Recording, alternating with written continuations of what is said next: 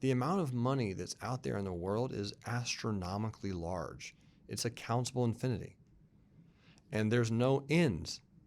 So one of the things I always strive for people to understand is if you are at a spot where you feel that you could do more, but you're scared, there is some subconscious belief that you have that is holding you back. And for me, a lot of it is and was that judgment, that insecurity of if I do this, I'm going to at some point have to say no. And if I say no, they're going to call me greedy. They're going to call me mean, and I like to please people, and therefore I don't want to do it because I'm afraid if I do say no, then they're going to call me greedy, and therefore I'd just rather avoid that pain altogether.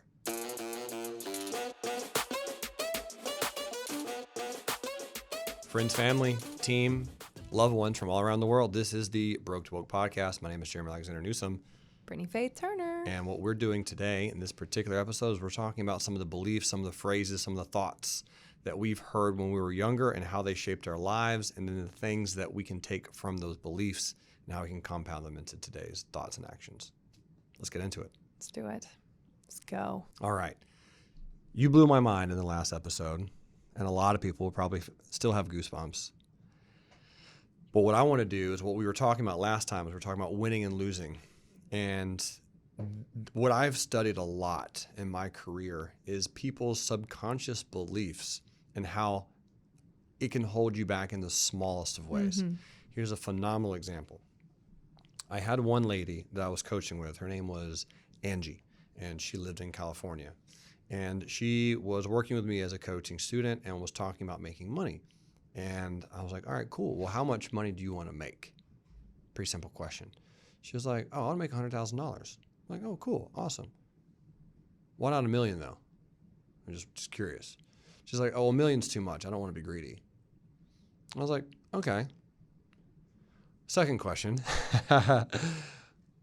If you make $1, what number do you get closer to? She's like, what do you mean? I'm like, well, let's say you make money in the stock market. What amount of money are you getting closer to? Are you getting closer to 100,000? Or are you getting closer to $1 million? She's like, I'm getting closer to 100,000. I'm like, no, you're getting closer to both. And if your brain knows that there's a certain amount of money that you will reach, at one point you become greedy because it's too much money, guess what's not going to happen? You're not going to get there because your brain's terrified of you becoming a greedy person. Therefore, you'll never achieve it. Mm-hmm. Because her challenge, Britnie, when she was trading was she would always give back profits. Yeah. She would win, and then she'd get all the way. And she's like, why am I not making money? And she'd keep breaking even. She would keep churning and never progressing. Mm-hmm. And so that was when I started learning, oh my gosh, that was a subconscious belief that she had. I was like, well, then just let's figure out how you are not greedy and then go from there and then make as much money as you want. And now she has 5 houses, owns her own business, and has like $2 million in her stock portfolio. Amazing. It's incredible. That was 8 years later, but she's amazing. Amazing human being. It's amazing what your belief system around money does to your entire journey, because you will self-sabotage if you don't have the right plan. Absolutely. Or understanding of what it is. And let's just get real freaking clear real quick. Tell me. Money is fake, okay? 100% fake. We could be selling and trading cows, gold, sticks, stones, paper, pigeons. It's made up. So understand that it's simply an expansion tool of the heart. And money doesn't change people. It reveals people. So I really believed that rich people were evil. And where'd you hear that, though? I just understood it growing up in my head. I just always thought it. And I was told that. And I think it was church. Let's just freaking talk about it. I think it was church. But it was. I do. Of course it was. And I love God enough to be able to share this, because there's so much crap that holds God's children back. And it's not true. You're literally, if you believe in God, you worship the creator of the universe. Yeah. Why would you put a cap on that? How could you? Especially when you know that the blessings that he wants to drop into this planet are always going to come through a vessel of a human being. Always. So why would you not ask to be a greater vessel, to be used for more good? Yeah. I've been so mad in my life when I've seen some of the most incredible things happen coming from people who don't believe. And you know why they get to do that? Why they get to be the vessel? is because they don't have all the self-sabotaging crap in their head Yeah. blocking them, Yeah. thinking, I've gone off the trail. God's punishing me back into the straight path. I must have screwed up. So therefore God's smashing me like a little bee Yeah. to getting back on the path when that's not who he is. Yeah. If he's a loving father, he's a loving father. Why do you know a real loving father, a true loving father, isn't going to hold back on his child? He's going to do what's best for this child all the time, especially if the child's going to carry on the legacy. So, Powerful. point is, it was honestly stuff that I learned in church, and it was twisted scripture. Agreed. Yeah. That kept me in a cage of beliefs, thinking that money was evil. Yeah. Well, that's why I wrote my book, right? Money Grows on Trees. Because that phrase, the love of money is evil, Yes. is twisted because they forget a lot of keywords in that scripture. I don't say that scriptures don't exist. They do. We read them. They're there. But the scripture says the love of money is the root of all evil. A lot of people love to leave that word out. It's like, well, bro, you can't just leave that word out because the root means that's how you're growing.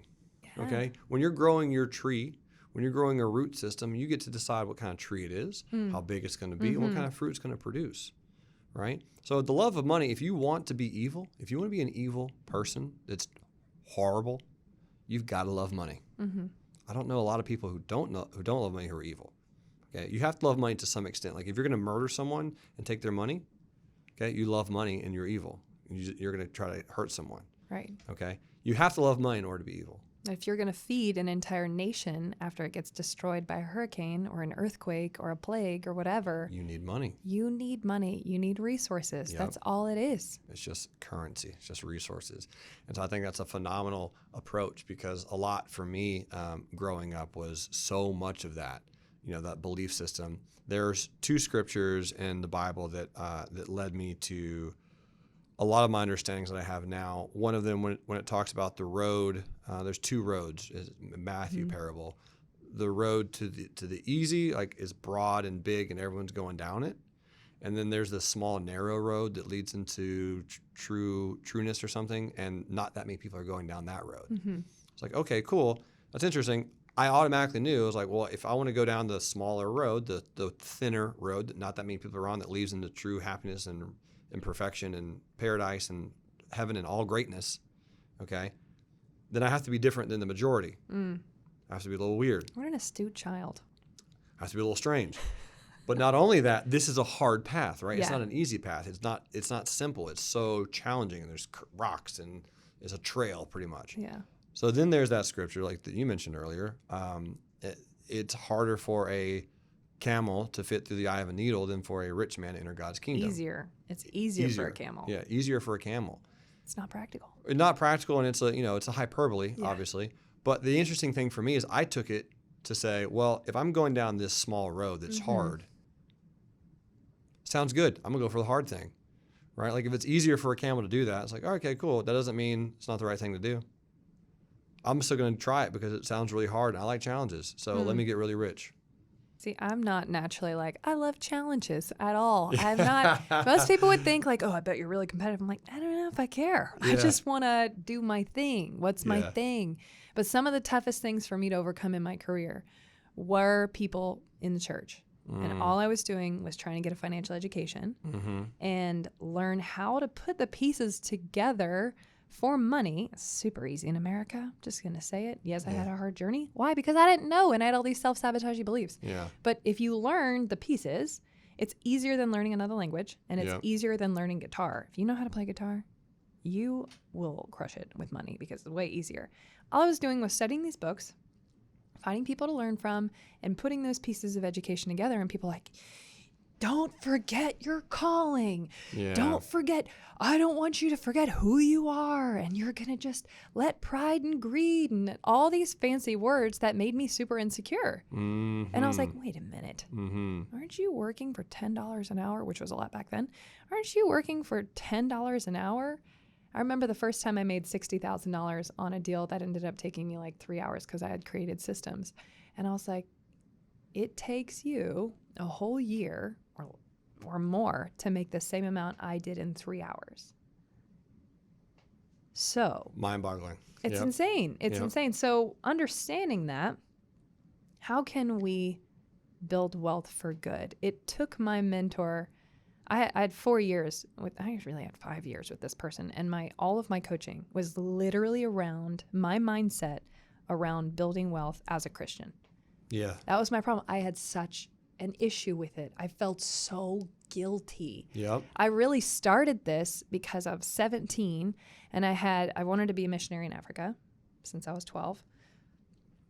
And at 17, I had this little daydream of me moving to Africa, because I was going to move at 18, and asking for a sponsorship check. And the dream zoomed in on this guy. So he was skiing behind a yacht, and they were throwing dollar bills off the back of the yacht. And he was having fun in it. And I had just rescued this child, and the child was sick. And because the sponsorship check didn't come in, because he was skiing, throwing money off the back of the boat, the child died. And I remember being upset enough to say, I don't want anybody to ever have that much control over my life to where I can't fund the things that I believe in. Wow. That was the earliest, still resentment towards rich people in my mind. For some reason, that was the picture that I couldn't get over enough to say, I'm going to make my own freaking money. If you were here listening to this, you have a belief now that is stopping you from making more money. It doesn't matter what that belief is. It doesn't matter how much money you have. Mm-hmm. Something is stopping you somewhere. Because again, if money is abundant, I studied something called the Bodok-Tarski paradox, which is about multiple infinities. Promise there's a point to this. You have, if infinity exists, you have multiple infinities. You have an infinite amount of infinities, right? The reason I'm bringing that up is there's something called a countable infinity and an uncountable infinity. A countable infinity states that 1 at some point has to become 2, right? On the numeric system, right? 1.11111 into infinity, but theoretically, at some point, 1 has to become 2. So therefore, it's a countable infinity. Or how many grains of sand are on the earth? Mm-hmm. It's a very, very, very large number, but it is contained, so it has to have a number to it. But how many numbers are there? That is an infinite amount. It's uncountable. Okay, just like how many stars exist, it's uncountable. The reason I'm bringing that up is because when we come back to money, you can get as much as you want, and there will always be more.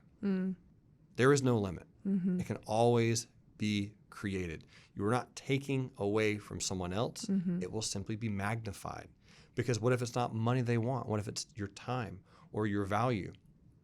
What if it's just your knowledge or just something from you rather than money? It doesn't have to be money. You can always exchange ideas. The reason that money became a thing is hundreds of years ago when you start having different tribes, when they first start meeting, I say 100 years ago, thousands of years ago, you start meeting and it's like, well, I can't no longer exchange from you because I don't know who you are, right? I can't say, yeah, you'll get me back in a week because we've never met before and you're bringing me something, so I have to get something for you. So it was sticks and chickens and different forms of currency. Mm-hmm. So now when we're talking about this money that's flowing, the amount of money that's out there in the world is astronomically large. It's a countable infinity. And there's no end. So one of the things I always strive for people to understand is if you are at a spot where you feel that you could do more, but you're scared, there is some subconscious belief that you have that is holding you back. And for me, a lot of it is and was that judgment, that insecurity of if I do this, I'm going to at some point have to say no. And if I say no, they're going to call me greedy. They're going to call me mean, and I like to please people, and therefore I don't want to do it because I'm afraid if I do say no, then they're going to call me greedy, and therefore I'd just rather avoid that pain altogether. And mine was that if I make it far enough, that at some point there's this tipping point to where you go from being a good person to a bad person because it consumes you. Mm-hmm. It takes over you. It's like a demon or something. Like that was the picture in my head. Sure. And it took this guy that put me through counseling for like 5 years. He was my coach. He told me a story because I remember it was the first time I had $100,000 in my account. And he said, Your bank account? Yeah. Oh, which was insane to me. That's huge. Oh my gosh. Liquid 6 figures? I couldn't believe it. Oh. And I said, Coach, I am going to give all my money away. I said it real holy saying it. Like, I'm going to give it all away. I'm going to find somebody and they're going to build an orphanage or end human trafficking or whatever. I'm going to give it all away. And he said, never give away all of your seed. Because if you give it all away, you can't have a harvest later. He said, let me tell you a story, Britnie. He said, I went to an orphanage today. He was somewhere in Europe, some really poor country in Europe. Mm-hmm.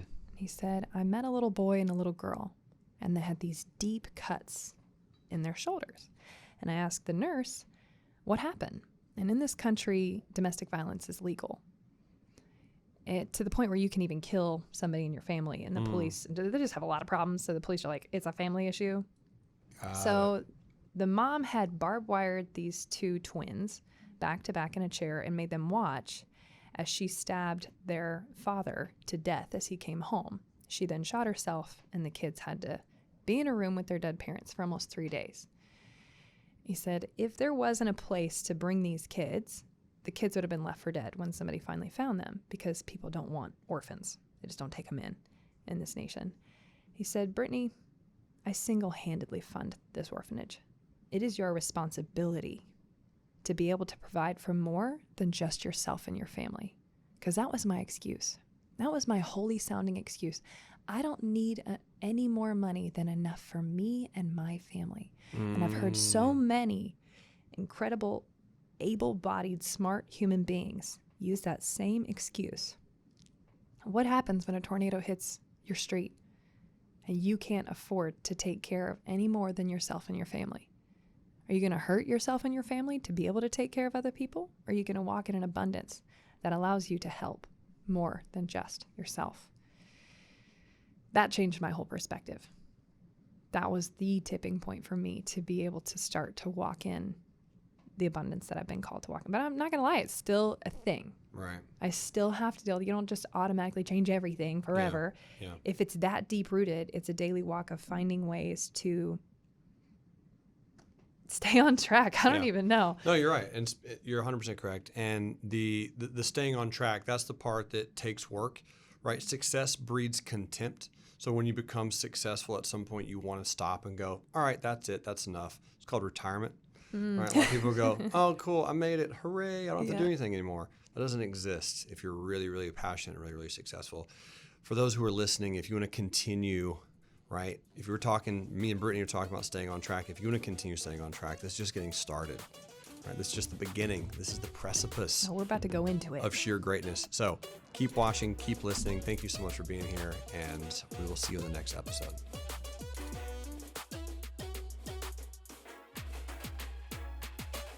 Thank you so much for listening in on Broke to Woke. We are so excited about this podcast. If you're interested in doing this for yourself, good news. There's more. And if you want to connect to us, go to GeForce Mastermind on Instagram or GeForceMastermind.com. You can even hang out with us, go on a trip with us. Our goal is to help you find your purpose, understand the little key differences so that you can be an even more powerful force for good in the world.